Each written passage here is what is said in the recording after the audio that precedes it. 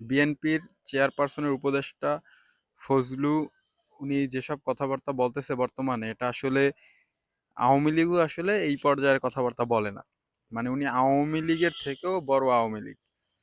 আর এটাকে বিএনপি যেভাবে প্রশ্রয় দিতেছে, গতকালকে দেখলাম যে শোকজ করছে ওনাকে, যে উনি এইসব আলফুল কথাবার্তা কেন বলতেছে। জুলাইয়ের 5 আগস্ট যারা ঘটাইছে তারা নাকি কালো শক্তি। হ্যাঁ, এটা আসলে খুবই জঘন্য, এবং উনি যে এখন পর্যন্ত ওনাকে গ্রেফতার করা হচ্ছে না এই জুলাইয়ের ঘাতককে, বা এই যে আপনার চেতনা বিক্রি করা যে এইসব নেতা, পাতি নেতা টেতা, এটা আসলে খুবই ভয়ঙ্কর বিষয়। আর বিএনপির এই ক্ষেত্রে ক্লিয়ার করতে হবে যে ফজলুর যে কথাগুলো আসলে দল থেকে বহিষ্কার যদি না করে, এবং ওকে ওর বিরুদ্ধে যদি আইনানুগ ব্যবস্থা নেওয়া না হয়, এটা আসলে বিএনপির জন্য খুবই খারাপ বিষয় হবে।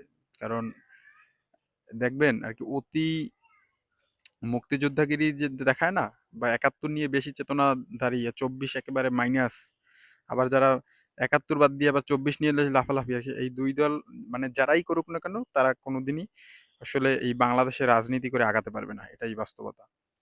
এটা বুঝতে হবে সকলেরই।